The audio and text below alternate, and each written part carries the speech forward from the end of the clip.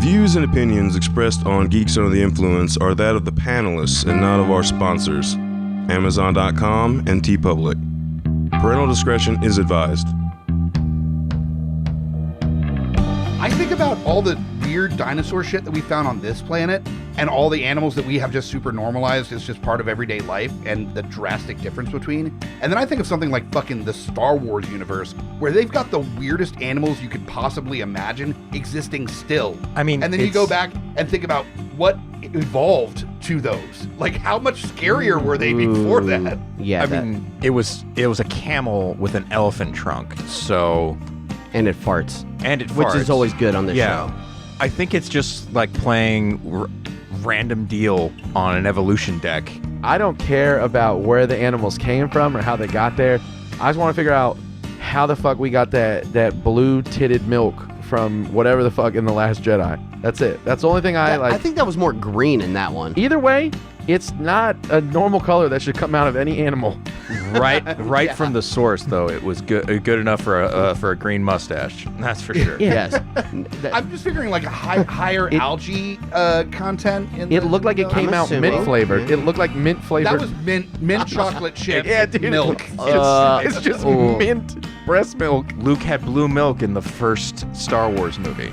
Yes. So Which it's means not algae because there's probably no other algae on species tap. that look similar to it, but they're the blue milk brigade of that species that's on like- another planet or something. Like chocolate versus strawberry. Yeah, right. Like Jedi, millions of years ago, like the early Jedi, they were moving these from the Jedi planet with the temple and stuff. They were moving these animals to other places to be like, we got to get that milk. And as they evolved, they stopped having the minty green and just more the blue coloring. Oh, you mean the way that goose liver pate, if it's like sourced the way it's originally meant, it will look completely different than the gray stuff that comes out of the cans now. Basically the same exact thing. Sure. Yeah, sure. Yeah. Yeah, I'm not a pate crowd here. Yeah. I'm not pate audience. I look at all the PBRs on the table. Oh, those are all mine. It's like, you guys ever had caviar? I'm like, no. I mean, I spent $2 extra for Richmond Lager, so I mean, I'm not that far off. But we are don't see digging the into the downside Star here. Wars universe on this episode. We are digging into the first season of Obi-Wan Kenobi, season 1, and there's definitely mixed feelings in my mind about this series. Yes. Based on episode, and so Okay. I want to dig into that a little bit. I overall very much enjoyed this series. Yes. True. But there was definitely a learning curve on Yes. this series a little bit that I want to get into. Yeah, things were a little hinky at first, I think, but Well, it was a lot of get setup. there. It was, yeah.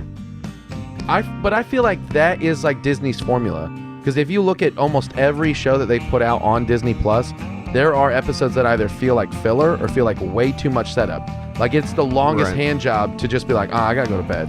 I mean, you It's guys. so, you know what I mean? It's like the weirdest fucking thing ever. Yeah. The thing is, you gotta stop thinking about them like a series, and what you gotta think about them as long-form movies. Yeah. Yeah. That's true, too. Episodic, Yeah. Yeah. 'Cause, I mean, really, with, 6 episodes, with them being about an hour apiece, you're looking at its own, whereabouts, but you're looking at its own trilogy. Yeah. This is Sure. the Obi-Wan Yeah, Kenobi yeah. trilogy when it comes Yeah. down to it. And even the tone of the episodes kind of feels that way. There's the setup of the first couple episodes to figure out where are they now? VH1s, Yeah. where are they now? Yes. Jedi edition. Pop-up Obi-Wan Kenobi. video. Yeah, right. Welcome to episode 250. What? 251. It's your show, It's man. 251. I think like, it's, you think we're counting? dude, I have too many podcasts at this point. Sure. Episode Yeah. 251 of Geeks Under the Influence, all things Obi-Wan Kenobi. Welcome.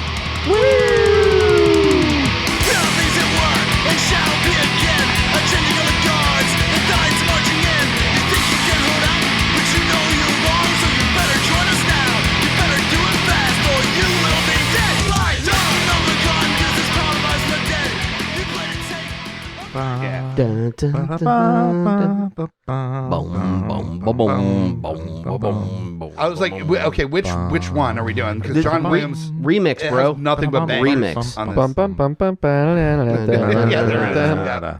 Which Gotta is get it. actually appropriate because so much of this takes place on Tatooine. I For know. Oh. what was described as the furthest rock throw from the center of the universe by Luke in the first Star Wars movie, There's a whole lot of shit that happens Dude, on there Tatooine. is so It's much. so that- story centric. Yeah. And I'm seriously, that is, I think the problem that I had the most was with the setup in that the Inquisitorius is showing up on Tatooine for apparently no damn reason. Like one rumor of a Jedi, of a lightsaber cracking off once in a bar on Tatooine gets The Outer gr- Rim. the Grand Inquisitor himself Right, to show right. up. And that's what actually kind of bothers me is like the setup of the show is they show up for this podunk Jedi that we've never even heard of. Who also was very much a throwaway character Yes. by an actor that you're like immediately. I don't know if you guys have seen that movie, Good Time with Robert Pattinson. That's the dude that plays his brother in that movie. That's how like I on the will spectrum take I your am, word where I'm for like it. 100%. I'm like, I immediately was like, I know that guy. That guy exists to die. Yeah, and then they killed him. I was like, all right, well, Yeah. glad I didn't get emotionally connected to this. Cool. Yeah. And again, that's what I think is the problem is that that's their setup for the action to take place is pretty weak. Well, and the setup of the people on this episode that are going to die well before their time and aren't the main character of their Oh, own yeah. stories, unfortunately. Wow, way to bring it down right at the very beginning. Right, Yeah, wow. cool. We're gonna start with, Dude. the Dungeon Master Extraordinaire, Jack is here. I love killing off characters for no damn Yes, reason. you fucking do. I've been there when you're like, oh, you're dead. Wait, yeah, what? what? It's like 2 weeks into a fucking campaign. Live for killing a character off early. A specialty, if you will. A human Oh, yeah. monster. Yes, a fully formed human monster. Thank you for joining on this cavalcade of fun that is watching a past his prime Jedi babysit in the desert. Can we really say past his prime? I feel like it's like No, I think he was hitting his stride in this one. that's what I'm saying. Okay, dude. well, yeah, by the end of it, it's, Yeah. it's Dude, he almost- was at mile marker Well, 14. like, He this was is just breaking his stride. this is before he kills Maul, so Yeah, like, dude. he's doing pretty good, I think. Yeah. Yeah. Fair. yeah, but he had to get his groove back a little bit. True. He did. Very stellar. Oh, how Obi Obi-Wan got his groove back. Yeah. Damn it, you got to it before I There it did. is. That's I There mean, it is. that's the current running title of this episode. Yeah. Before we even get through the introductions, next up is a newcomer to Geeks Under the Influence. Local comedian and geek extraordinaire Nick Deez is here. What's up? Hey, thank you for having me. I Absolutely. appreciate it. I love that, like, within, like, all the punks, the metalheads, and comedians that I know in town are all gigantic fucking dorks. Yeah, because we're all losers. Like, we didn't have, like, we didn't have, like, charisma and, like, a beautiful body and, like, No. blonde flowing hair to, like, get all the Dude, the I'm babes. trying to constantly roll 20 on this. I'm just making saving throws at life. I'm just like, fucking roll charisma. we had to, like, sit in basements and develop personalities in our youth. Ew. so- You had a basement? Wow, you're so lucky. Yeah, I know, You right? privileged fuck. Get out of here. I was just sitting in the backyard by myself, swinging sticks like they were lightsabers. Mine was a shed full of Black Widows, so I wasn't doing too great. He's like, this is my origin story. Right. One of them just So- bite me. He's like, a trip to the ER, and I have feel powers. like I don't know this to be true, but I just assume that's Nick Cave's backstory as well. Just sitting in a shed full of Black Widows. I mean, that sounds right. I can Why are see you that. guys trying to write depression notes? Dude, mine's been typed out, dude. I've got it saved in a little folder. at home. Lord. Speaking of, you're doing a live recording here pretty soon, right? Yeah, July 17th at Kazi's Comedy Club in Newport News. I love that place. I'm doing. Have you been there before? Oh, yeah. Kazi's is great. Oh, yeah. really? Oh, fuck yeah. All right, cool. Well, yeah. Yeah, it's coming up. It's like right around the corner. And it's my friend Lucy Bonino, who is she's a comedian from here. She's probably like one of my absolute favorite comics in the Richmond area, like doing stuff right now. So she's hosting. I got my buddy Munchie, who's like a newer comic. He's like opening up. And then my really good friend Isaac Fields is going to be featuring. So he's going to do like 20-25 before me. And then I'm going up and I'm going to headline the show and do 45 minutes. And the goal is to do nothing written at all. It's like no Wow. actual like Nice. written Okay. material. It's going to just be a straight like crowd work album. So you're and then- basically a ginger D.L. Hughley. yeah, okay. I like Ooh, that. All right, look all right. at that. Yeah. Nice. Look at that. Look at you boosting the ego on that. In my head, I'm like, if only I now could. the dry crowd- jacket If only I could begins. get Right. away with Oh, yeah. wearing those hats on stage. Fair enough. No, you would just look like somebody that also vapes and talks about how women should have to fuck them. Like, that's not. Ouch. Oh, Dude. he's like, so you're an incel? You Yeah, fucking piece of right. garbage. No, like D.L. Hughley doesn't look like an incel. Literally anyone else besides D.L. Yeah, Hughley. if you take anyone else and you just wardrobe swap D.L. Hughley with anyone else on the planet, and that person immediately is an incel. You're like, this is the biggest dick on the planet. Yeah, right. And then you see D.L. Hughley, and you're like, he probably has the biggest dick on the planet. He's cool as shit. Fair. There's some people that just can pull off anything. Yeah. And yeah, That's definitely. true. That's true. And that's July 17th. July 17th. It's a Sunday. It's at 8 p.m. at Kazi's Comedy Club. Tickets are live. They're on the website right now. It's $10. I mean, it's not, it's not any more than buying a couple beers. Cool. It's And it's we'll, right have, on. we'll have the link for that in our notes, and Yeah, that'd also be awesome. we'll post links on our social media as well. So check that out and enjoy some yak. Scotty, save me. You're the co-host for a reason, man. I'm tanking here right at the very beginning. I thought that was my job, was just to watch you tank, and then I'll That's clean up how at the end. Steven does his co-host. Well, see, he gets That's not a requirement. He That's gets just- mad when I co-host and doesn't do what he does. So are you just going to accuse me of being a racist? throughout the Yes, episode? You're going to be a Okay. racist, and I'm just going to be angry at So everything. that's why he called me D.L. Hughley. There we go. You guys look alike. You guys look- There it is. Scotty P of Cancel Geekfathers is campaign here. incoming. Yeah. Lowdown was not able to make this episode, but we've got the very capable Scotty P from Geekfathers Hey guys, joining us for this fucking nonsense already. I know. It's a big chair. I'm Great. You're I'm- doing as well as me. This is going to... But hey guys, welcome. Cool. We're talking nerd shit. We are talking Yeah, nerd shit. buddy. That's right. All the good nerd shit, and of course, the guy who somehow wrangled us into all this nerd shit. Wrangling's a strong word. There's not a Well, whole lot of wrangling happening here. There's a It- trade of it's- sexual not yet. favors. There are sexual favors. Yes, for sure. It is a wrangling of cats. But Mr. Mike, the Hobbit Bickett, Hello. GUI flagship extraordinaire. So much for that lovely introduction. Yes. I Geeks Under the try. Influence. I'm GUIPodcast.com for everything, this show and the other shows on the network. So check that out. Make sure to rate, review, subscribe, all the things you do for podcasts, and join the conversation. We want to hear what you want to hear on future episodes. And, cool stuff coming up. How many shows are you doing now? What do you got Only now? 4.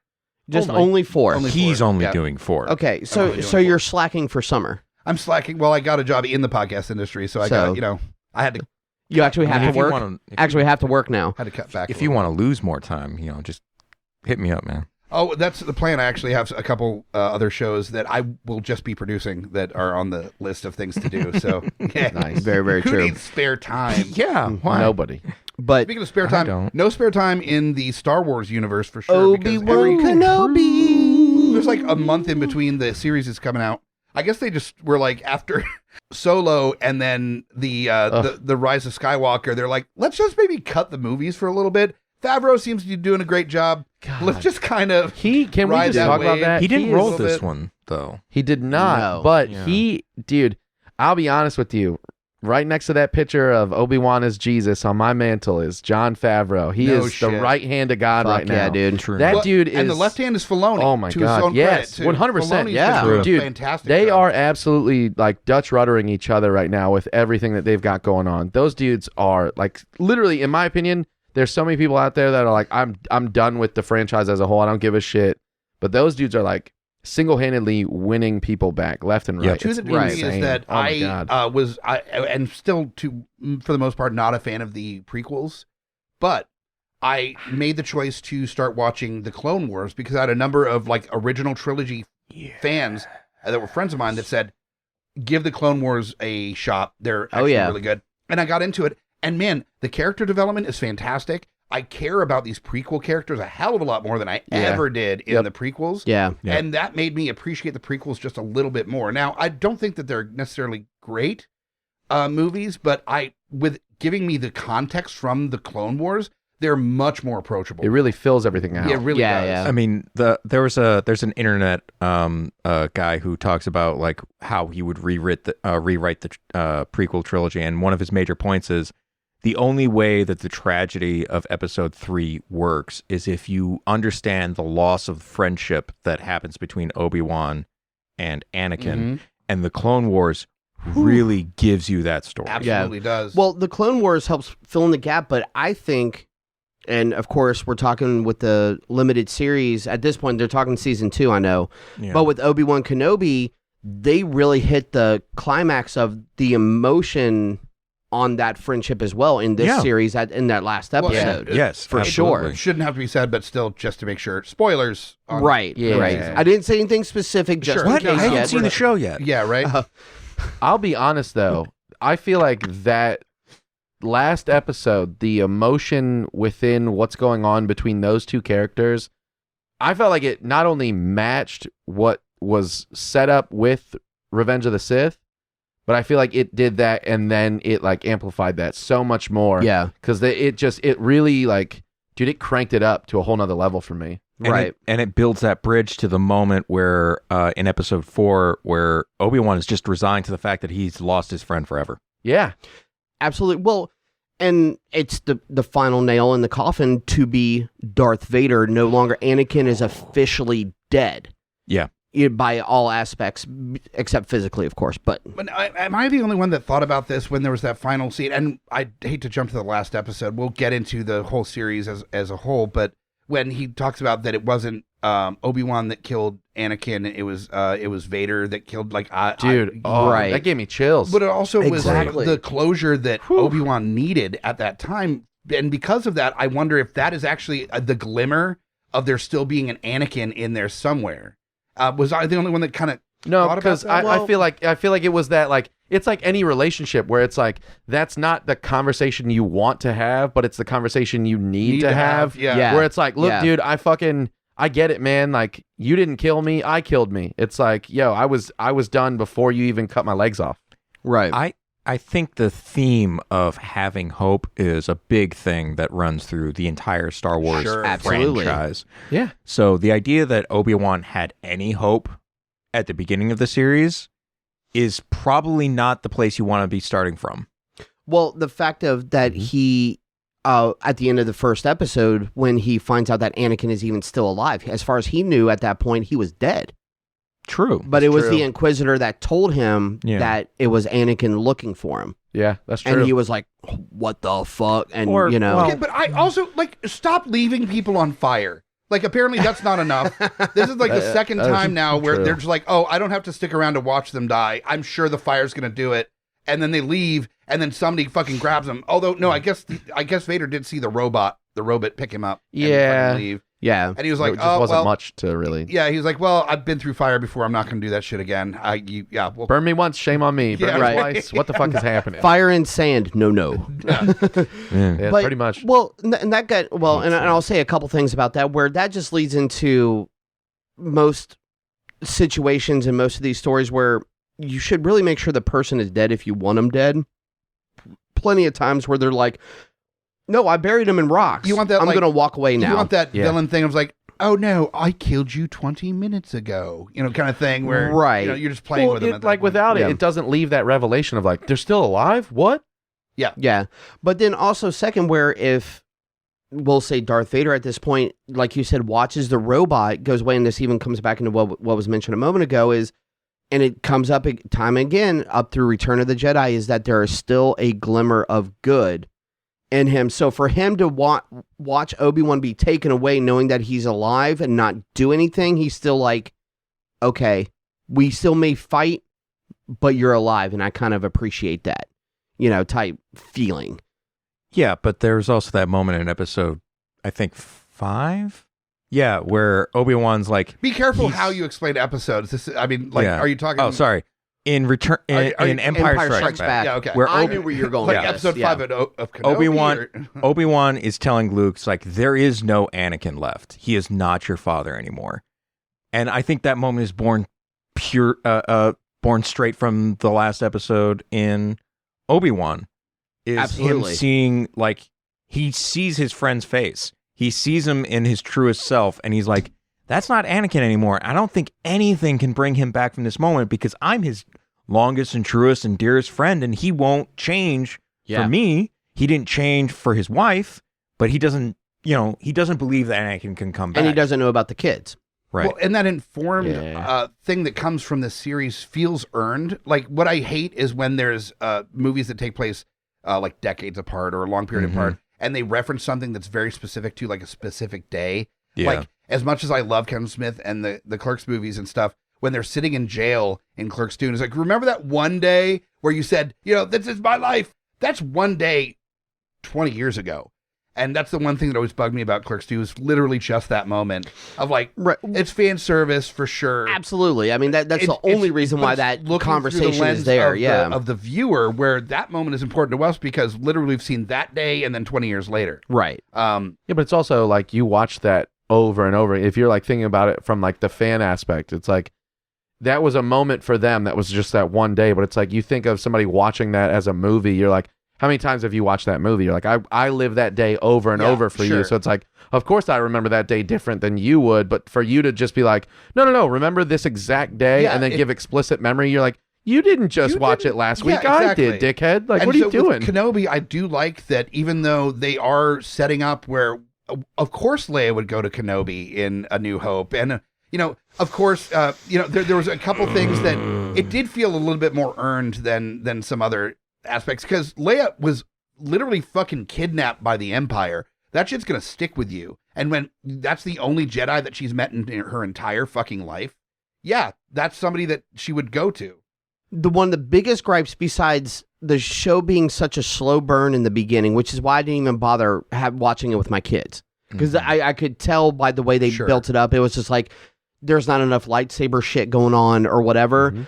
But one of the biggest things, and I understand that they did it for the story, but if you go back to A New Hope, the movie, Leia has no fucking clue who Obi-Wan Kenobi is. You knew my father during the Clone Wars. Right. Yeah. She's the way they framed her message to him in the first movie is clearly as somebody who's heard of Obi-Wan. Yeah, heard the stories, obviously knowing how she grew up, especially now from the prequels, how she grew up and different stuff, I think they could have handled that a little more elegantly to make it more obvious that Obi-Wan was going by an alias and she didn't know him as Obi-Wan or as a Jedi. But that goes back to my gripe about like the setup of what gets the action going in the series is a little sloppy. Like, I think the initial scenes where you see Obi-Wan is depressed as shit, he's just trying to hide himself, he doesn't want to be involved in anybody else's bullshit, all he cares about is Luke and his one mission to protect which is legit. The Lars farm, right? That's his only thing. And I think they could have like use that as the progenitive action that actually gets everything going a lot more than what they did. I think they missed the mark on getting Mark Hamill to voice Luke Skywalker as a child, like they did in Mandalorian, where you've got like a small kid that's got the goggles on that's sitting on top of their fucking house pretending to be in a speeder or something, and is just like, I'm a fucking best pilot in the planet, and then it's Mark Hamill's voice that comes out pitch shifted, so it's just this like alien sounding like, hi, my name's Luke Skywalker. Then he does the Joker laugh. Yeah. Would be the most incredible thing in the planet. Freaking Mark Hamill himself, he is a very prolific voice actor. I don't think that's outside of his realm of expertise. He totally could have done something with that. Absolutely. I was making a joke, but... Have you listened to his actual voice acting? No, his voice acting is incredible. Have you heard literal children? They don't sound like a person being like, I'm a little kid. Yes. Look at all this sand. I bet if my dad didn't like the sand. He reprised the prankster in The Flash. If I could have Mark Hamill voice over my children, I would. And I love my children. It's true. Your kids don't sound like an adult predator trying to get kids to come into their van. Yet. Yet. There is still some maturity to happen with my children. They should have gotten Jake Lloyd to voice him. Yeah, right. That dude is so... No, because that would have been bail money right there. That's what I'm saying. That dude would have been like, can you just hand me that check right now? I'm going to roll it up real quick and snort all the fucking money it's worth. But that kid, dude, poor kid. He got nothing. Like, they didn't give him lines. They gave him jack shit. Luke Skywalker kid. Two things. The kid that plays young Luke. This is one of my biggest complaints and my biggest gripes with the entire Obi-Wan series, right? We all know we've got all these movies established. There's 9 fucking feature-length films. There's 2 children that came out of Anakin's nuts. That's it. There's 2 that's it. But the whole series literally just takes a shit on Luke. He doesn't get a single word. No. He's fucking playing on the thing, pretending. Nothing. No dialogue. And the entire story is like, hey, man, your sister's more important than you, and she got fucking kidnapped, and you're still sitting here. You're poor, and you're in the dirt. Like, what the fuck? And Inquisitors are fucking he has everywhere. a look at his They're face right like, there, and not once are they like, let's fucking kidnap this bum. Yeah, he has a look at his face like he's the kid that smells his hand after he wipes his ass. Yeah. Like he looks like he does They not. turned him into a mouth breather. Yeah. I don't want to turn this into a Smack My Pitch Up episode. Fair. But Fair. that's what I mean is like coming back to like talking about setup is that there are comics that talk about Obi-Wan's time on Tatooine, and one of them, which is references a band of Tusken Raiders are about to like roll over the Lars farm, and Obi-Wan puts himself in the way and he stops them, and it causes a big problem years down the line when somebody figures out what that was all about. But like that could have been the setup, is Obi-Wan does something very bold, Force related. that To step out of hiding. that Yeah. draws too much attention, and then he has to go off planet to like go seed the rumors that Obi-Wan Kenobi exists somewhere else, so nobody comes to Tatooine. And that moment leads to why Leia gets kidnapped, and there's your action. There's how you get the lead. But up. see, I'm still so irritated with the way, you know, and it's a great story for this series. Don't get me wrong, but it's when you go back to A New Hope, Leo would totally remember that whole incident, Yes, and the dialogue and the whole dynamic would be so different for the movie in episode 4. That's what I'm saying. Like, because you take a moment like that, which to me, in my opinion, don't get me wrong, the show is great overall as a whole. It's great, but Yes. there are moments in there where writing this, it felt like they were writing it as its own thing that had nothing to do with anything else, and they were borrowing characters. In my opinion, like something like that is such a big deal where you go, we could have done this to set it up, and it just felt like, I don't know, some of it in the beginning, the first like 2 episodes, I feel like there was a lot of fumbling. Absolutely. Yeah, it was a hard push for a certain direction. it was a lack of connective tissue. It's like they knew where they Yeah. wanted to go. They knew where they Right. wanted to end it, but they weren't sure about how to get there. And they kind of took the first couple episodes being a slow burn as an excuse to like sort of skip steps. Yeah. Yeah, absolutely. Well, they approached Kenobi like they did with Bruce Banner in the Avengers movie, where he's like off the fucking grid, he's doing his own shit, and they're like, "We gotta call you back in, man." He's like, "Dude, like I'm not the same person." And they're like, "Yeah, but we need you." And he's like, "All right." And then he just sucks. Like he sucks for the first like 3 episodes, where he's just bad at shit. Yeah. And he's like, I don't know how to do this shit anymore. Like he had the hardest time. There's a 8-pound child that's falling from a building, and he's like, I barely saves her life. Like he's barely able to do shit. Yeah. Because he's so That's out of your habit. fucking Mary Jane moment. You almost snapped her spine, dickhead. Like, Yeah, what are you but doing? on the same hand, like his whole deal was like he was supposed to be protecting this kid, so he fucked off for 10 years. Like he did not do the Jedi training he shit. cut meat. He was cutting fucking meat for 10 years. Thank you. That's like that right there is like one of the biggest things. It's like you watch him in a situation where now it's life or death. You have to protect the other kid.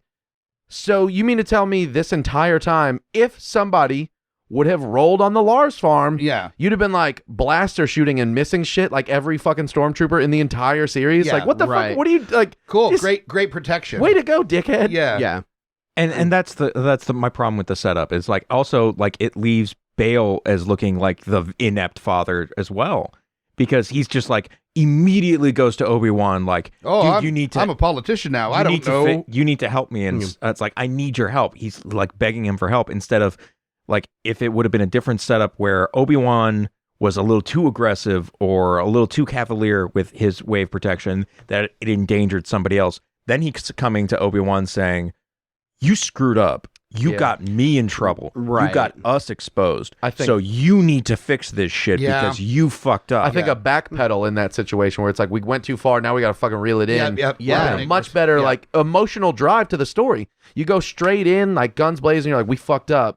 Now there's the recourse immediately from episode 1. That being the recourse, the whole rest of the series setting up the kidnapping, all that shit would have been a much. The Inquisitors showing up. It would have been a much more emotionally driven and action driven start to the series. And then the whole thing is that Order 66 just happened. Yoda's being like, yo, all right, we already determined what we're doing, but you still need to do this. And even knowing he has to hide being a Jedi, yo, you're hiding in a cave. Who the fuck is going to see you meditating and shit? Or just like swing the Yeah, blade. the Tuscans, Right. The Tuscans are many things, but they're not narcs. True. So I ain't no Tuscan, but I ain't no snitch neither. right. It's like, come on. If you a Tuscan, don't say nothing. oh fuck. That was a good one. I need to make that shirt. I think That's it. yeah. Do it. But Which apparently Tuscan Raiders is by the Boba Fett series is an actual racial epithet that it's Tuscans or no I'm sorry, Sand People. Sand People is the epithet. yeah. Tuscans is fine. That is the actual proper nomenclature, dude. But Sand People, which fair. That phrasing is a little.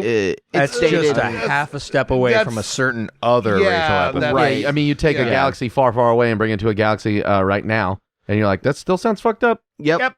Very much so. As I got older, my usage of Sand People versus Tuscans started taking a much more dramatic increase. I wonder in my terminology. You're like, even my Star Wars verbiage got woke. I'm like, fuck. Yeah. I said that on an episode, I think Boba Fett, where I was like, oh, actually, like, not Sand People. And they're like, wait, hold on. Is it not woke to like Sand People? I'm like, okay, listen. It's like the more you say it, doesn't make it sound less Right, it doesn't- bad. yeah, It's better to sad. step away from the line than get a little bit closer They're to like, that line, They're like, Just, okay, look over. Star Wars, great.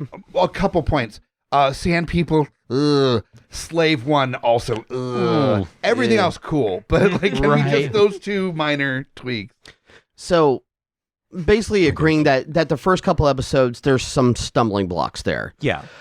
For sure. But let me say, once the story gets in, and before I forget, let me give a one of the actors I think is great and up and coming, O'Shea Jackson Jr. O'Shea is fucking awesome. Fucking Ice Cube's son.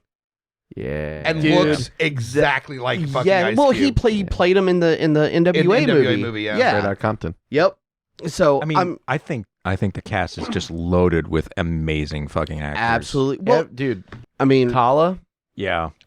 from Dude. Game of Thrones and shit, man. Yeah. bro, immediately I was like, God damn, dude. But that's the thing is like, the House of Mouse knows no bounds when it comes to dollar bills. They'll buy fucking whoever they want. You're talking about like permanent inclusion in a psychotically followed like canon piece where that's why Simon Pegg was in Force Awakens. And you couldn't tell that he was in it. Yeah. Because it's just people wanting to be part of this. Daniel Craig was a stormtrooper That's what I'm saying. in Force Awakens. You could tell by the way he walked, though. That's true. You just like looking at his ass. Yep. walks. Yep. He's You don't? 007. Well, I mean, yeah, but Okay, it's- then. you're just more of an admirer of the ass. I just like Yeah. it. You know. I mean, Dude, all right. So I gotta say, most redeeming shit Yes, out of anything. I already know that. Because aside from Jake Lloyd openly saying Star Wars ruined my life, Yeah. dude, Hayden Christensen, True. as far as live action people in a Star Wars anything, you take Jar Jar aside, I don't count him because fucking outside of the voice, it's but like I still that guy, feel bad for the guy who betrayed him. Oh, yeah. Sure. Yeah, you yeah. know, Don't get me wrong. He's just No, a but nice. you're talking about like the number of The actors who have been bullied. That's Oh, what I'm saying. Right. Yeah. Hayden Christensen, like how many times over and over again is it fucking has it been said from the what is it? The second one Yeah. from the clones, Attack of the Clones. from Attack of the Clones out for years. People were like, he ruined Star Wars. His fucking acting was terrible. Blah blah blah.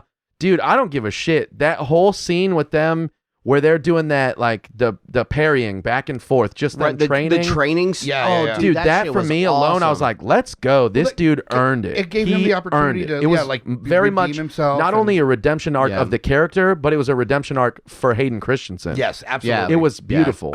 I think. I mean, I said this when I first saw Hayden Christensen outside the context of Star Wars in Life as a House with Kevin Kline.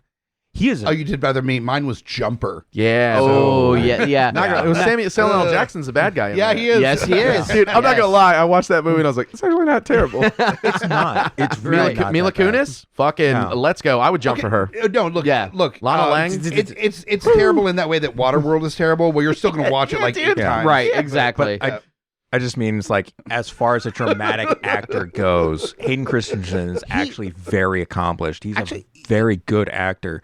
He just had shit direction. Yeah, he had shit. Yeah. It's pretty clear. Yeah. His acting is wooden. I hate it's sand. wooden as shit. Yeah, but- I mean, and a lot of these people have the chops, but it's just like, and again, using Attack of the Clones for if you date when that movie came out and how the internet has grown with the shit.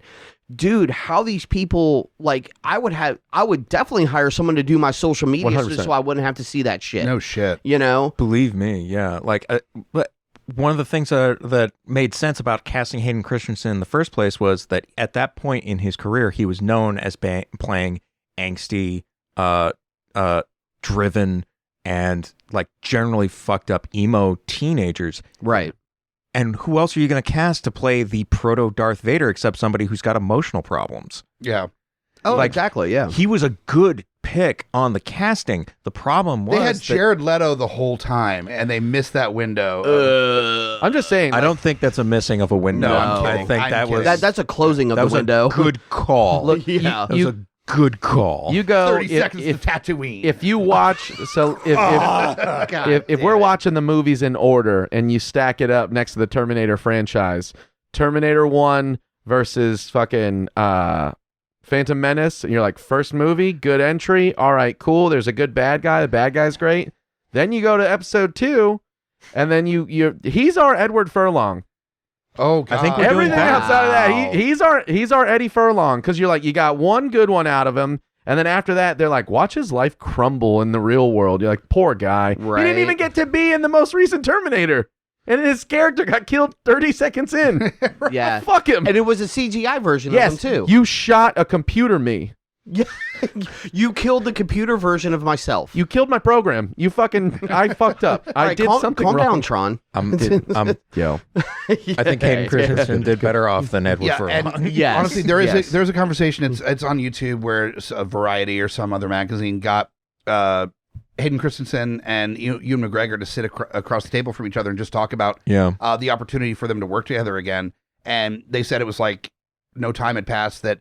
The first time Hayden Christensen had ever been on a motorcycle was with Ewan McGregor, like throwing him on the back of his bike. See? That makes sense. During the filming of shit. Yep. And like there was such a formative part of Hayden Christensen's life where he wasn't like a little kid, but it was still a very informative time in his life. He was a young You man. got Ewan McGregor, who's not that much older than him. I mean, Really? a little Yeah. bit older, but not that much older. And they bonded and they were able to hang out again. And I think that's why they want season 2, because they're like, oh, friend.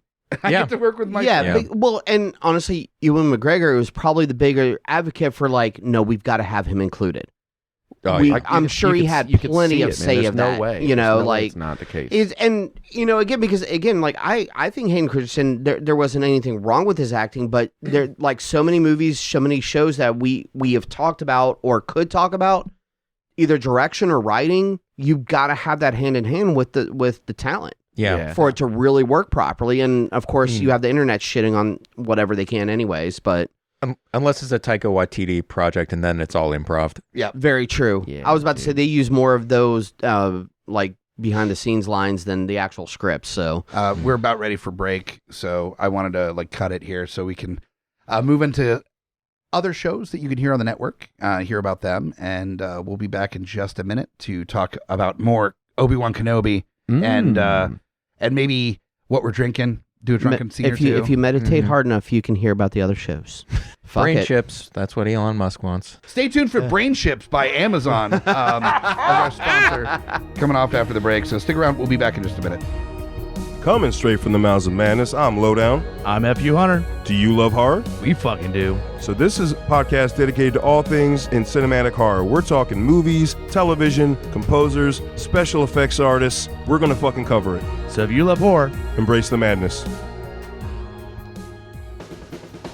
My name is Amy Bogard, And I'm Mike the Hobbit. and we are the hosts of Deeply Upsetting, where we use our expertise to answer your most upsetting hypothetical quandaries, such as what non-winged animal deserves wings? And what body part deserves a secret mouth? Which cryptid is the worst roommate? These questions and more that plague you will be answered on Deeply Upsetting, available anywhere you get your podcasts and at GUIPodcast.com. In a world of blockbuster movies, there's another dimension. The dimension of schlock cinema. Join us at Beautiful Disasters on a journey into the fringe territory of B-movie abandon. We review the flicks that are forgotten or underappreciated to give them a proper place in the annals of celluloid history. I'm the Groots, F.U. Hunter. your guides at Beautiful Disasters. Come along with us for a fun ride.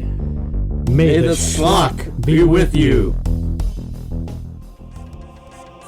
In a world with too many reboots and remakes, two men will stop at nothing to make it even worse. Join Mike the Hobbit and Tondi as they play by their own rules while pitching new takes on some of your favorite and least favorite films and TV shows. What podcast would dare to bring this upon the world? This is Smack My Pitch Up.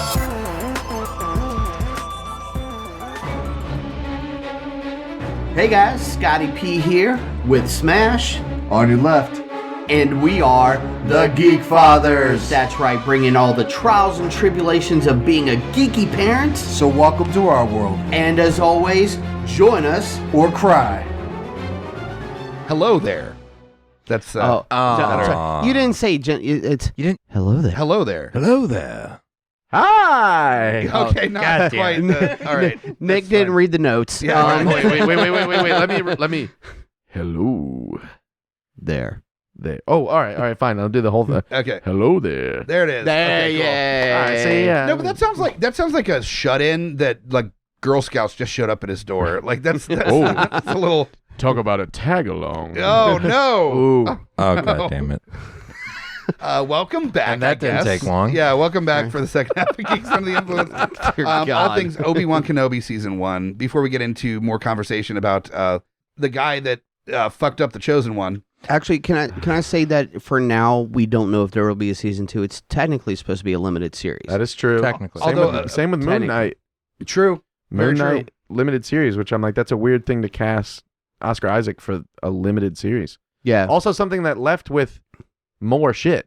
Yeah. I mean, yeah. But they could be bringing out movie-wise. Well, and that's but I always think, a progression and that's into what a movie. I think Star Wars mean, and Marvel is doing is that they're talking about it being a limited series, not because these characters aren't going to return in some form, but just like WandaVision. It might be another Wanda series, but it's not going to be called WandaVision. right. It might be named something else. So Obi-Wan Kenobi might be the name of one series. There might be a continuing series named something else because it incorporates. I another guess. I mean, because they character. could just do a Darth Vader series. Exactly, And and then then call it do that. on- watch do- the shit out of that. Obi Do and a- Anakin. Doon, doon, That's what doon, I'm saying. doon, doon. They should make a buddy cop series for them. a buddy Just cop like series. just a beat cop series of them. Just That you was know- that was Good called cop and genocide cop. that was called Clone Wars. no. No, I'm but like saying after the fact where there's another Smokey and the Bandit. there's another thing that both the rebels and the Empire need to get fucking out of there. Like they need to deal long with as it. it's not so the Yu Shang Obi-Wan Fong. and Vader have to team up begrudgingly to Who? fight this fucking thing. Like you're talking about buddy cop. Oh, that Vader I mean, and- that would be. that'd be where they have to like bury the hatchet a little bit to get the shit fucking handled. I don't God know damn what it. that would be. A bigger enemy comes through, and they're Yeah. like, the one thing I thought going into this series is because I kept seeing it online, is they're like the timeline adds up. We could see Cal Kestis in the show. We could see That that, wasn't gonna happen. and I'm like, No, but dude, there was like a small little like. Yeah, no, there. I know. I want representation for pale gingers. Okay, that's what I want. I want. He's like the dude, ginger. Yeah, dude. Yeah. First of all, I'm like, He also had dude, one of the most badass ships of like dude. fucking Star Wars. I don't know, man. Like I know plenty of people who were salivating at that because Inquisitors were mentioned. It's like, Yes. but the Inquisitors have been a thing since the original trilogy. So yeah, technically. so Wow. like Are they made mention to in the original? trilogy? not directly. They're in like the background lore that Lucas wrote into for episode 6. Those guys who are like coming off the ship with Sidious is written up as they are part of the Inquisitorius. Okay. Well, the same with by the time Return of the Jedi, the guys in the red robe are supposed to be like the same type of thing where they're like at that point they're at least force sensitive. They're not. Yeah. They were never Jedis technically because of the timeline. It did come into play You're a talking little about bit in the last Jedi. the red robed guards. the red robe guards and stuff. Yeah. So So yeah, like there's been talk about the Inquisition of the Empire for a long time in Basically, lore. So. going into our sponsors, if Amazon is the absolute evil, then we are the Inquisitors, because Amazon.com is our sponsor for Geeks Under the Influence. And you should go through. You like that? Yeah. It's just another way to call Jeff Bezos pure evil. True. So true. Everybody shops Amazon begrudgingly, myself included. But if you shop through our link at GUIPodcast.com, we get some of the money instead of Amazon. So if you want to fight the powers that be, do it by literally giving them money, but slightly less money, because some of it comes to us. I don't understand the math there, but you know what? We're going. Well, with we're like Riva. We're it's all part of an elaborate plan. Yeah, you guys want to know a true fact? The last thing I ordered on Amazon was cookies. Cookies? Wow. Yeah, I'm on a diet, so I'm doing. Wait. You don't start a story with "I bought cookies" and then Yes, say I do. was That's on. how I work. That's how I'm a simple man. What do you think? Because it goes air, it's like less calories. Like that's not how it works. Really. So here's the thing. The way the diet works is I had an idea about getting cookies. I thought it'd be a cool idea, and I ordered them. And by the time they showed up, I was like, I'm not hungry anymore.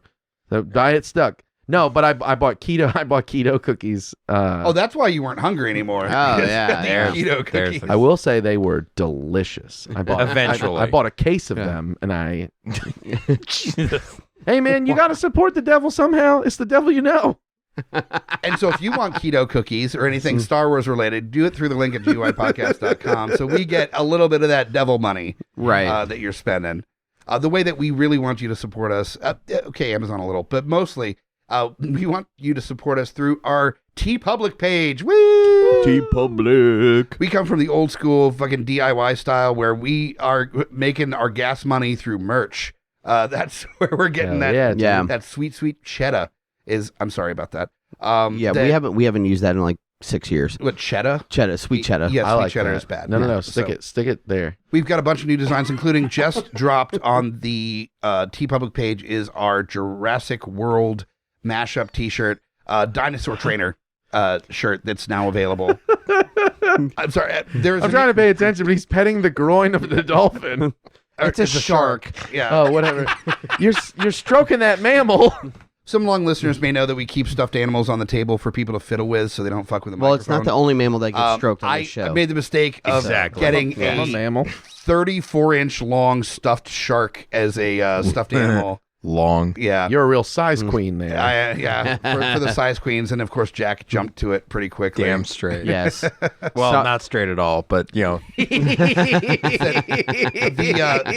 Dragon Ball was Did we already have this conversation? Yes, we did. All right, yes. The Dragon Ball plush was appropriated by the new kitty in town, Diane. So we had to replace the stuffed animal with something else. And but yeah, TeePublic, middle of the fucking. Yeah, this is great.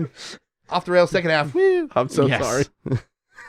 Plenty of designs, over 40 designs from all the different shows, all sorts of inside jokes from the different episodes of the different shows, all available, GUIPodcast.com/store, or just click the store tab on our homepage. It'll send you right to the TeePublic page where we've got plenty of shit. If it's not on sale right now, it's TeePublic. It'll be on sale in like 2 days. They have sales like every week. It's crazy. So wait for a sale, buy the shirt, buy the one baby onesie, buy the button stickers, whatever, coffee mugs. The pillow? Yes. The pillow? Yeah, the pillow. There's one person in the world that has his face on a pillow, and he's like over the moon about it. Oh, man. Yes. Somebody bought it? Yeah, Yes. somebody bought like a pillow with his. The original Geekfather logo when it was just me before I got my co-host. Yeah. I just hope it's a waifu pillow.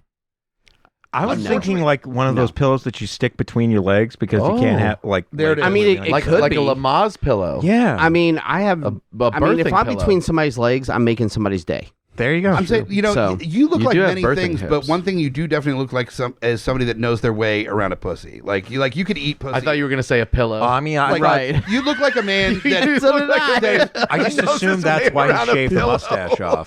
that has read the tomes. It's rubbed off. Thank you. Yeah. There you go.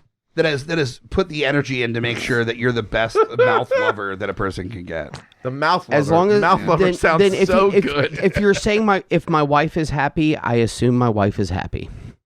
Cool. Yeah. Cool. Let's call her now.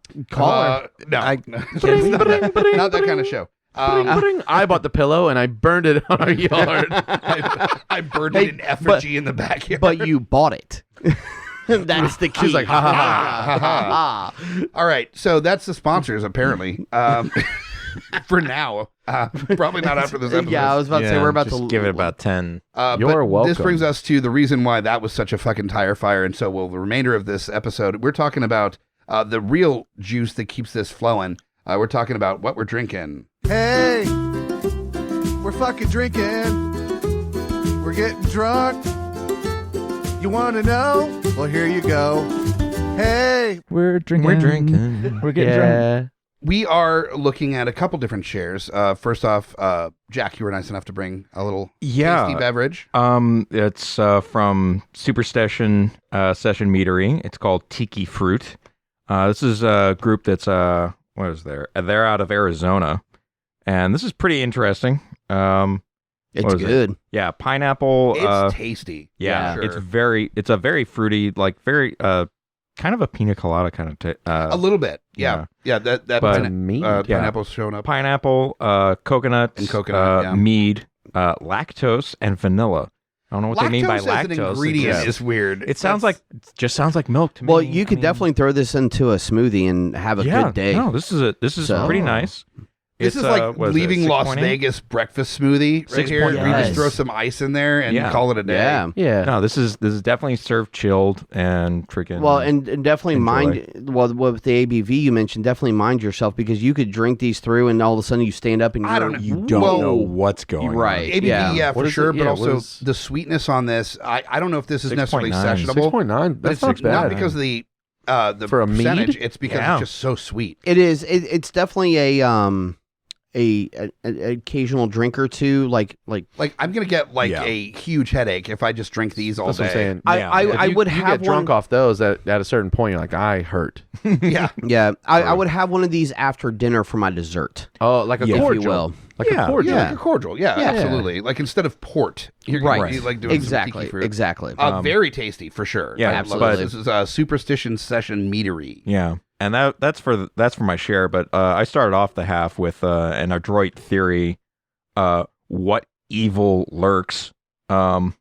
Which is appropriate. Yeah, it's a Virginia local. It's Purcellville, which is a Russian Imperial Stout with coffee, cocoa nibs, pumpkin spice, and maple syrup at a whopping 13.5. Yeah, that'll knock your dick in the dirt a little bit. Yeah, so I started off with dark side, and then I wrapped around to something a little lighter. You came back to the light side. You're the redemption arc. Yeah. There you go. There you go. I want to thank Bottle Works because they were the ones who helped me pick out both of these before coming in today. Nice. The one that I was drinking on that is not thematically appropriate, but it's just so fucking good, and I found another 6-pack, so it was Trapezium's Pulp Free. Nice. That we have had on a previous episode, and screamed from the moon about how much we loved it. It's a mimosa-inspired, orange-flavored beer that is very good at 5.5%. Not thematically appropriate. The thematically appropriate choice that I made for this session is Midnight Brewing, definitely local. They're in Goochland, just outside of Richmond. The New Beginning Kolsch-style ale. And why it's appropriate is that Obi-Wan is all about the new beginnings of a Jedi in a place where the world is like against the Jedi, and he's trying to find his way back. But also, he lives in a fucking desert, and if there's a beer you're going to drink in the desert, a Kolsch-style ale is definitely a better choice. Something very light, something that's not overly heavy, not Russian Imperial bullshit that Jack is drinking. Imagine, that's like drinking like a really heavy Cabernet at the pool. This thing. That's like a milk is a bad decision. Yeah, kinda. the Imperial Stout. That's whatever liquid is powering Vader's suit. That's works.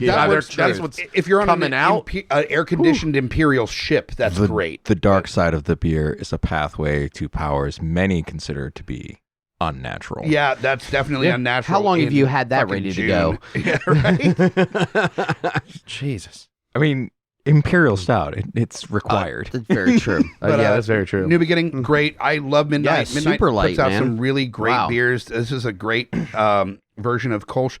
Kolsch is called Kolsch style unless it's made in Germany. It's kind of like champagne in that regard. There are specifics that you have to do in order for it to be a Kolsch style beer. But if it's not made in Germany, it's not called Kolsch. So fair. Just a little tidbit of knowledge for you guys, but it is very tasty. It is actually very high for a Kolsch. Kolsch's are usually like 4 to 4.5%. Yeah, I was about to say 5.6%. Yeah. So this is a little bit higher ABV than you would normally get for a Kolsch, but it is intensely drinkable, super tasty. This is definitely a good summertime. Yeah, light, refreshing. Summertime. If you're babysitting a fucking mouth-breathing Jedi kid in the desert, and Some you have a stupid lot youngling. of free time, just popping open a cooler of this while you're sitting on a sand dune looking through binoculars, hiding in your cave. like That's a weird right. creep, Fuck then- meditating. I'm yeah. going to drink this Kolsch and be done. That's the way. The old cave Kolsch. I'm not just thinking of Obi-Wan like he's Nick Nolte in the desert, just like fucking Jesus Christ, this fucking So, kid. speaking of nerdy shit, way back when in the 90s, when West End Games was running the license for Star Wars tabletop role-playing game, there was a concept in the original book for you to play as a failed Jedi. And it's this picture of a dude who's like drunk in the cantina, just barely able to move stuff with his mind. And I'm like, that's what Obi-Wan should have been in episode 1. That's what I want to see. So on you just screen basically in general. described Valkyrie in Ragnarok. Yeah. Yes. Basically, Yeah. Basically. Yeah. A great nod there. Hey, I just watched it the other day. That's the reason why I thought of it. So I do want to get into now that we're on the second half here. Is that we talked I'm drinking about, Richmond Lager, by the way. Oh yeah, sorry, Scott. Yours is not thematically appropriate or a share. So No, but it is a comfort one for the way today has been. yeah, fair enough. Fucking fair enough. Jesus Christ. So Again, we're recording this on the 24th of June. Figure out Just why so we're- Yeah, go look. check the news and you'll know why. Yeah. So yeah, I needed comfort. All right, no, look, this is second half. You know. Just a little blip. Fuck it. Like, I'm not gonna get too far into it, but that we're recording this a few hours after there was History change. the history change Yeah. of Roe v. Wade being overturned. We posted it on all social media. This is fucking bullshit. We stand by all of our listeners that have to deal with their body autonomy and their reproductive rights being jeopardized. And we are not at all the people to be on the front, like running in the front lines and being the people to have the conversations about what's about to happen. But you know what we are? People that are going to be there and have your backs. Damn right. We are here in Fuck yeah. support and love and inclusion for everyone that fucking listens. And beyond. and doesn't And beyond. And we hate that some people have to worry about their freedoms. And the one thing that compares to this episode is that Star Wars is all about the idea of people taking control over other people's lives and making decisions for them. And the reason why we root for the rebels is because their entire focus is making sure that people have the freedom to make choices for themselves. And so in that spirit, we stand with everybody that's affected by this decision. And yeah, fuck, I'm sorry for being serious for a minute, but man, it's a serious you know what I fucking mean? thing. You know what? You know what? To bring that back around, even in the darkest moments, there is hope, and there is a way forward. Fuck yes, there is. Damn the man, fight the empire. So we aren't the ones to make the changes. I mean, it's for fucking bearded folks like sitting around a fucking table. We aren't the ones to make to be the figureheads here. But if you need a break, if you need a voice, a friendly voice to listen to when you're in the trenches, please, take and that even moment. what we say on the Geekfathers as well, even though we talk about parenting and things, because parenting is definitely involved with what happened today. Even if you want to reach out personally, which you can throw on the emails on the episode or anything, we're here. Even if just listening, even if you need to actually reach out for any reason, we're here. We're in complete support. This is of anybody a who needs two-way it. street. As much as you, we appreciate you guys listening to us all the time. The only reason we're doing this is because of you. So reach Absolutely. out.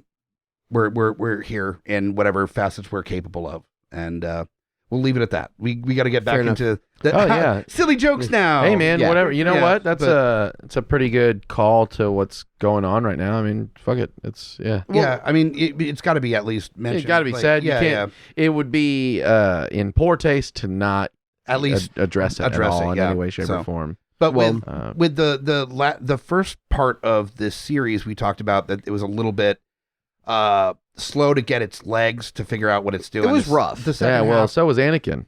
Fuck yeah, dude. All right, Way to take the mood up. Let's go. No, you know what? You should Costanza this shit. Just like you're like, thanks. That's it. Yep. Fucking wrong. Mic drop. I was about You're to not give doing you better than that, man. That was solid. that was good. I was about to give you a no, but no, that's yes. Dude. All right. Fuck. All right. Well, yeah. All right. Yeah, that's great. Let's Anyway, bring it back. Bring it so, back. The second half of the series is really where it started to, get its legs is that you started I knew to I see liked you. I knew I liked you. the desperation in Obi-Wan's like actions that he absolutely didn't want to, in his own mind, fail again. Yeah. Right.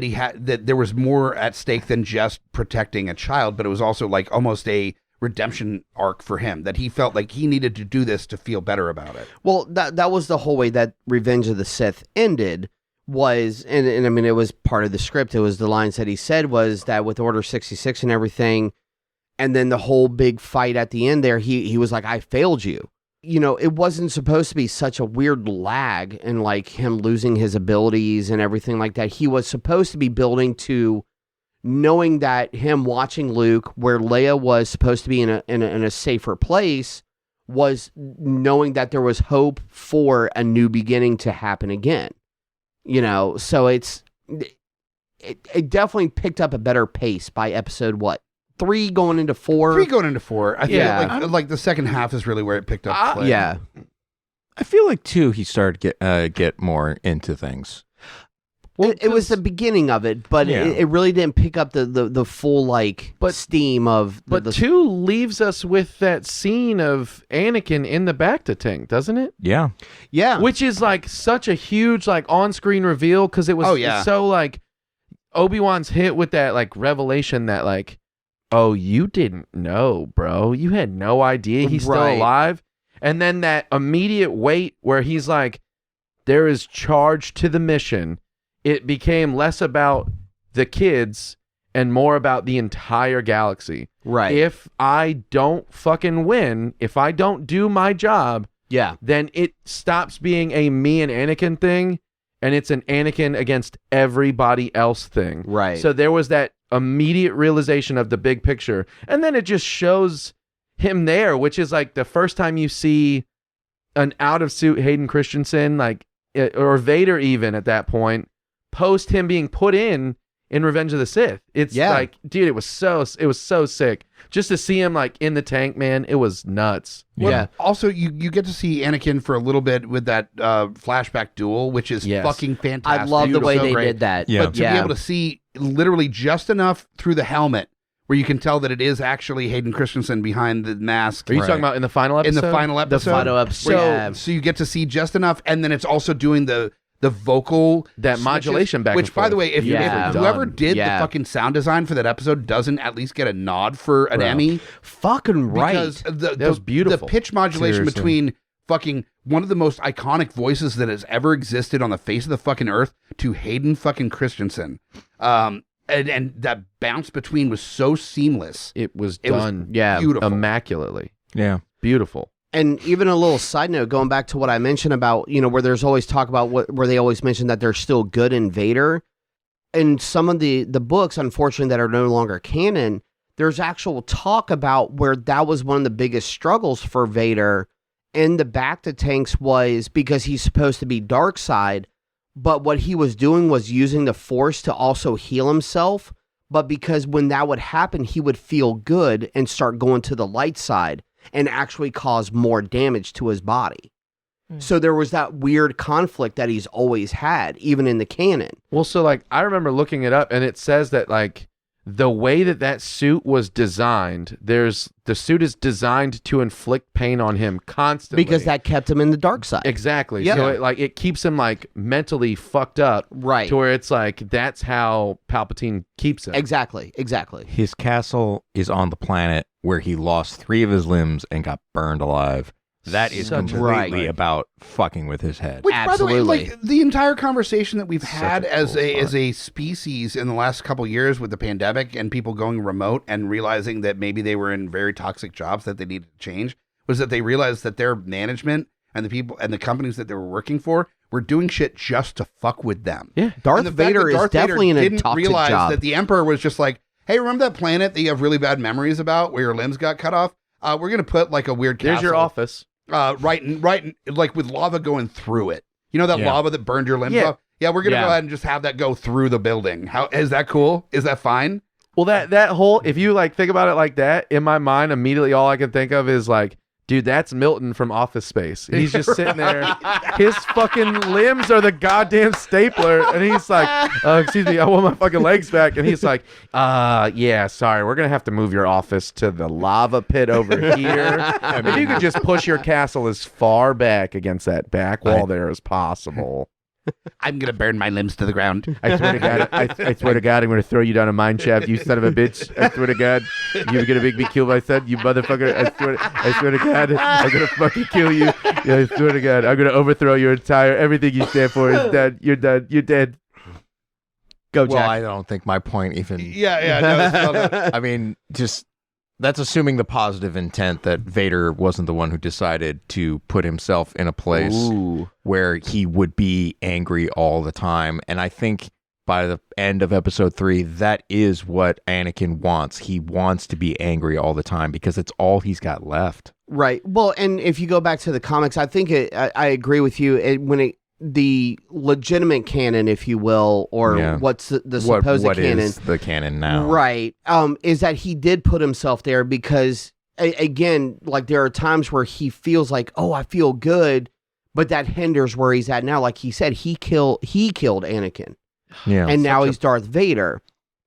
So even though the suit was designed by Palpatine to keep pain on him, there were things that Anakin did as being Darth Vader to be like, no, I'm ready to wreck shop and I have to stay an evil fucker to do it. Basically. Because like the whole thing was like, he wanted Anakin at his prime. That whole fight, him getting fucked up there, him needing the suit was a drawback. Sure. Right. Oh, so yeah. it's like he wanted him as raw as possible. And like that whole suit situation was like an easy way to facilitate like, I'm going to inflict as much pain on you as possible so that I get the energy out, like that power that I need from you. So, like, it's basically like Palpatine is like a dude that starts like dating like a younger chick, and he's like this fucking hard body that I'm dating. This is fucking great. And then mistakenly they get pregnant, and then she goes like, to her credit, full in mom mode, like. She's not as focused on like working out 6 hours a day and all that shit, but she's a great mom. She's a great partner. She's doing all her shit. But Palpatine, on the other hand, is just like, fuck, man, I wanted the hard body. I didn't want like fucking Ms. Mom over here just doing the shit. Yeah. That's Vader and Palpatine, where Palpatine is just like looking off every time they walk by a hard body on the street. Palpatine's like looking for another option, like somebody that's going to be able to kill Vader. But at the same time, take over because he's got robot dong over here. See, I knew the robot dong would be brought up the name again. of our first episode. But Darth Vader's robot dong. Robot dong over here, just like being half the man he used to be. I think you equated it to them being in a marriage. In my head, I'm like, nah, dude, Palpatine's like the biggest pimp in the galaxy. I want to see. And Vader is his bottom bitch. This is the second episode in a row. How far can I push you? But I would love to see beat for beat a marriage story, but it's Emperor Palpatine and Vader. Them is WandaVision. Them is WandaVision. Oh my god. Vader Vision. Vader Vision. Fuck, that might be the title. Vader Vision. Keep the hood on, and that's just the hair instead of Wanda's. Anyway, see, now I can't focus. It just really brings a really dark moment to that episode 1 scene where he says to Anakin, the 10-year-old, "We'll watch your career with great interest." Oh no! Well, okay, that was one of the creepiest lines in ever. Star Wars overall. There's a lot of very edgy shit that's like right on the border of not being okay. Like there's siblings kissing, right? There's also like a fucking 10-year-old kid that's like looking at like a 16 or 17-year-old and being like, I'm gonna marry her one day, and then he does. Which is not okay. He doesn't use those words. He's like, I want to fuck her, and she's like, I don't know, maybe. That's my favorite part. She's an angel. Yeah, I love that you're like, don't do this to him. Don't sully the fucking prequel. It's not even about sullying. It's like you're sexualizing a 10-year-old calling somebody beautiful. There was obsession. Let's leave it at that. Obsession is fine. I'm not denying the obsession. Hey, I'm just saying, I've been obsessed with Natalie Portman since I was 10. Okay. I'm just saying. Was it because you thought she was an angel, or no? I'm just saying when I saw her, there was something about her getting scratched by that weird cat on in Attack of the Clones that I was like, damn, oh my god! And then it showed her back, and I was like, dude, she's beautiful. That may explain some. As long as it didn't start with Leon, that's fine. No, my mom was my mom was. I will say, my mom looked at me kind of sideways when I was like, "No, mom, I got to get that action figure for my collection." Because it came with the pillar that she breaks down and kills the cat with, and I was like, "No, I want that one." She's like, "Out of all of them, she don't even come with a lightsaber." Between the like, lines is that awoken something in you, and there's some stuff you're into now. Yeah, every time I watch that scene in Grandma's Boy with the action figure, I'm like, I mean, that's not that weird. Stranger things have happened, dude. What the fuck? Oh my god! It's Spaceballs. Don't get me when I play with my dolls. Now I'm starting to think that like The Professional came out before the prequels came out, and I'm wondering if George Lucas looked at The Professional and was like, okay, well here's a young female actress that we can make a sexual icon at some point. But here's my thing though, like they're put in positions where for what it is, like you look at so again, to go back to like Obi-Wan, is like you look at little Leia, who has like the makings of being what you see Padme as in Phantom Menace, where it's like this is like formidable years where she's like learning how, democracy works, how she's learning all this shit. And by the end, when she gets dropped back off with Bail, she's got a holster. She's like, dude, she's ramped up. She's seen some shit. She's seen a bit of the galaxy. Cheesy, but I was like, I'll accept it. I'll take it. That's fine. It was so cheesy, but you know what, man? Fuck it, I was here for it. It was fine. It was a good one. It spoke to her character, and I was with it. People have like always made the jokes about how Luke is whiny on Tatooine and stuff, but after this series, I kind of understand why he really got shit on. Yeah, like Obi-Wan was all like, Leia, I see your parents in you. You could do great things. He didn't even say shit. Luke is out there playing in this fucking sand. Cool. He didn't even build a castle. Yeah. I mean, he didn't even make sand. He just sat on the fucking sand covered like thing to be like, oh, this is like a pod race. Yeah.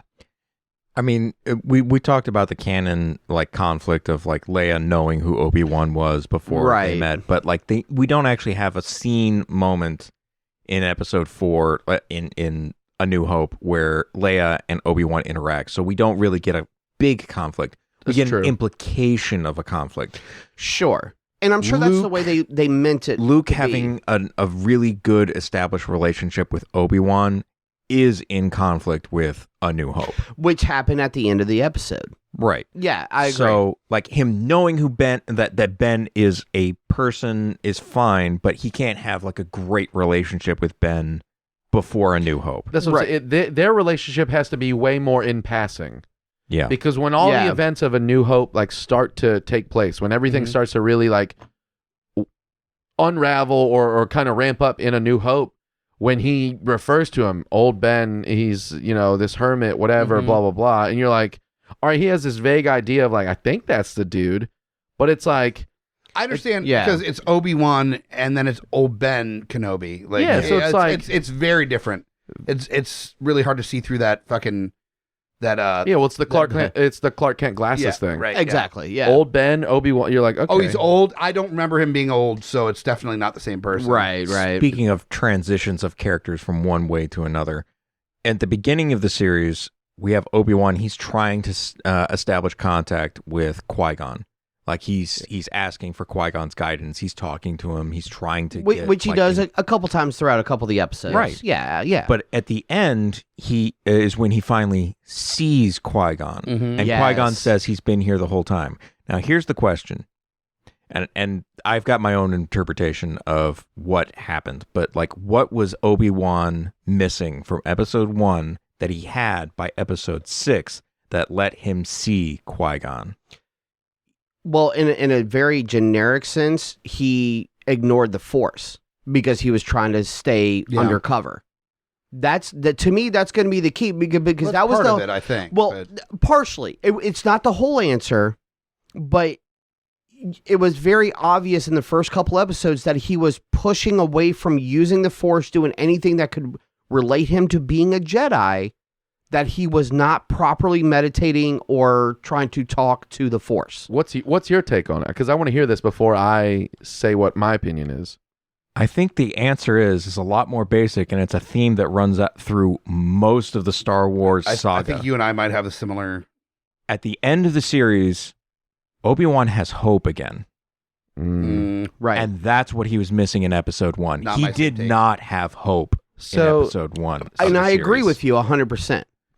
I think I kind of agree with that because I feel like at the beginning of the series, he's broken. Yeah, he's broken. He's lost, and I don't know if it's a matter of like he wasn't able to see Qui-Gon because he was disconnected from the Force because he basically turned that off, or if it's because Qui-Gon wasn't fully like maybe it was like Qui-Gon knew that he wasn't ready to be at that level.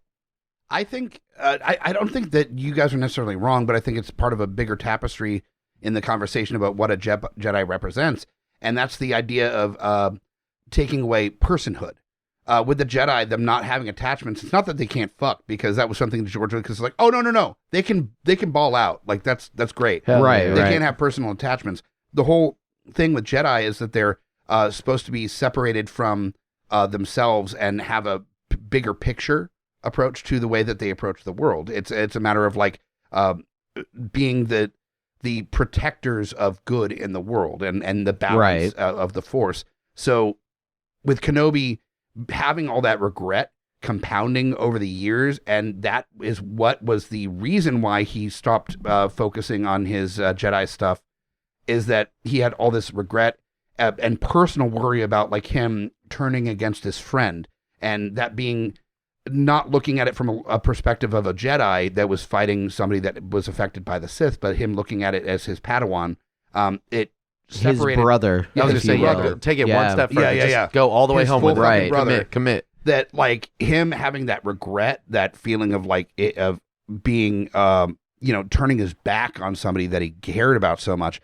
That is what prevented him from seeing his former Jedi master. And I would say a combination of kind of what Alvis said. It really touches on points like that. He wasn't in tune with the universe. He was in tune with his own feelings, his own regrets. And I think that by the end of the fight with Darth Vader, such a good fight. Such a good but fight. Like he's still I feel like we haven't even talked about that at barely. all. Oh yeah. I mean, Jesus. But by the end of the fight with Vader, he's still a little broken. But the thing that actually brings it home to him that the universe is not all darkness all the time was the fact that Reva, on her own, without prompting, decided, that was so smart.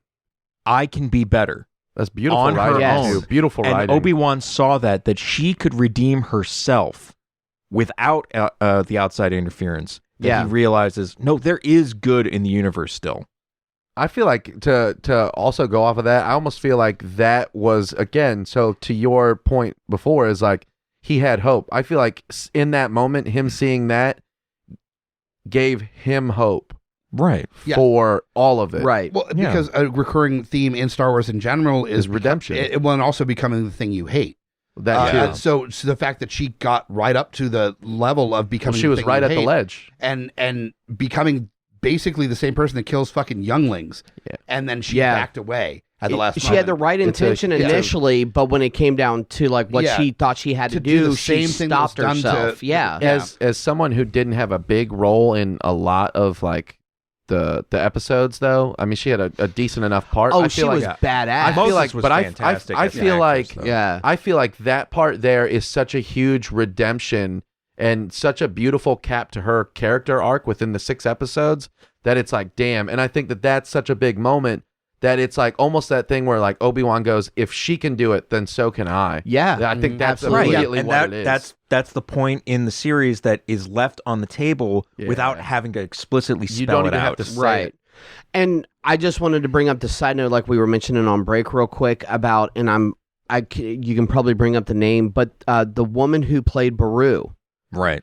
On Beru, talking about redemption, the fact that she's acting again, even if it was this one part again, which wasn't very big, and how she got away from the cult Nexium. Full gangster in this part, though. And in that last episode, she fucking went fucking badass. Like, I may not be his mother, but I'm his parent. But and like, huge shout out to the Lars family. They fucking held shit down. And even, that was dude showdown at the Uncle Lars, Corral, who seemed dude. disattached the entire time, was like, "No, this is my fucking kid." And it's beautiful that they got those. They got those same fucking actors, man. Yes. That's so huge. Yeah. So Well, huge. but her coming, but what got me was the redemption was her, because she was such a huge part of that cult and was one of the whistleblowers who got the main dude locked up and everything. Yep. And then she comes back and is part of this storyline about redemption, hope, and everything. And saving kids. Well, and fucking saving kids. You know, it's like that. It's like poetic justice. You know, we gotta do the final bit here. Yeah. We are well past time, so now gonna be doing making a drunken scene. Making a drunken scene. All right, so we got 2 different segments. I didn't want to dig through all the different episodes of Kenobi, so I figured just 2 bits from Revenge of the Sith, and these are going to be really fun. Really fun to do with whatever voice we want to do. I'm getting heated up on the screen. I'm excited about Nick being very excited about whatever choices he's planning in his demented little mind. We've got Obi-Wan Kenobi and Anakin Skywalker in the major moment. Yeah, such a fucking important scene. I want to be Obi-Wan. You want to be Obi-Wan? Okay. Yeah. Well, then we've got Mace Windu and Supreme Chancellor in that famous moment as well. Those are the 2. Ooh, I was about to say I'll do Mace Windu, but I'm not Steven, so dude, that's why I started laughing, because it's a Mace Windu thing, and immediately I'm like, do I do the no, you don't. No, you do not. Do I do Sam Jackson? What the fuck? Yeah, no, I mean that's about as close as you can get without being like a big. No. Do Mace Windu as the whitest thing you can do. Oh, yeah. You know what? I'll do Mace Windu because I can do white. Okay, cool. All right. Yeah, I'll do the Chancellor. I'm doing Obi-Wan Kenobi, but as Christopher Walken playing Obi-Wan Kenobi. Fuck. All right, I'm doing Anakin Skywalker as a dejected emo teenager. Appropriate. Yeah, pretty appropriate. So you're works, playing that works. Hayden Christensen. Yeah, exactly. Yeah, so here we go. Okay. I hate sand, dude. It's fucking whack. I gotta get the tone right. All right, here we go. Fuck. You have allowed this Dark Lord to twist your mind. Until now, you've become the very thing you swore to destroy. Don't lecture me, Obi-Wan. I see through the lies of the Jedi.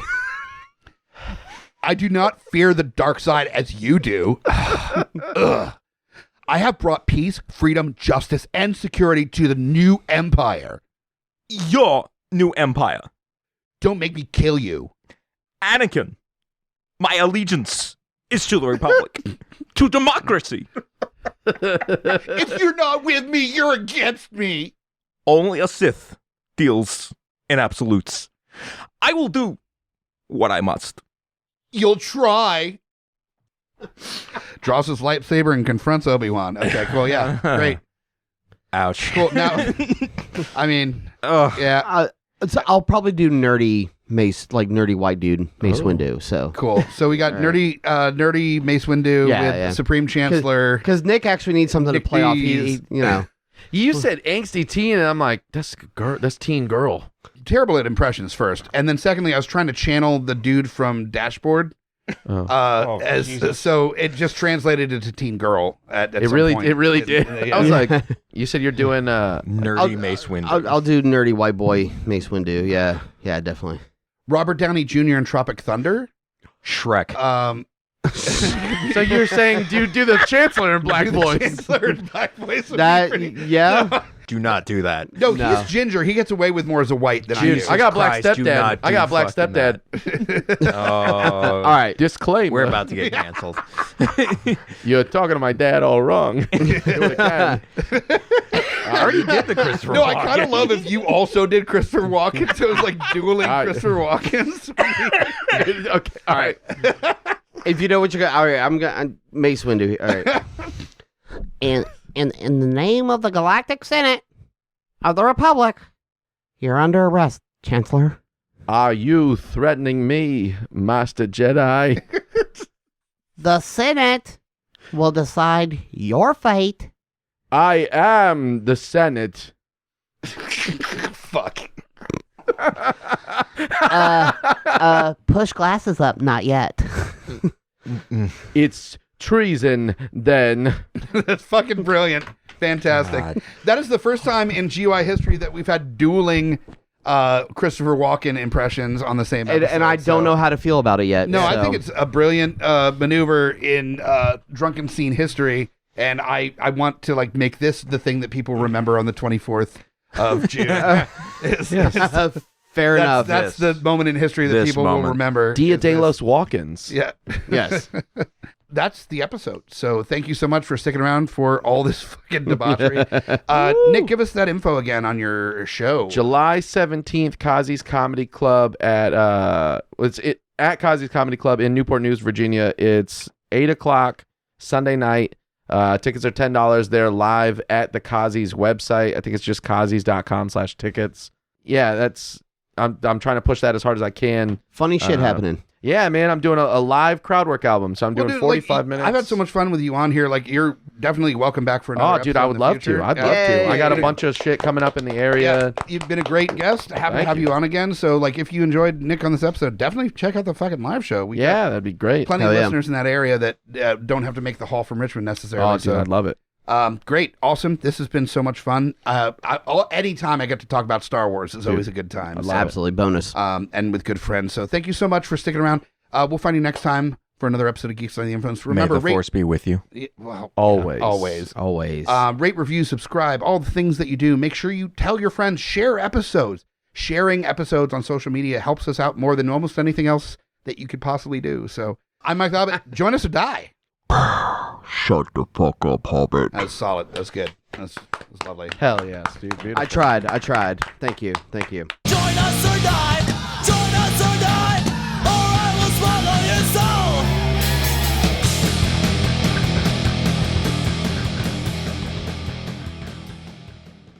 GUIPodcast.com.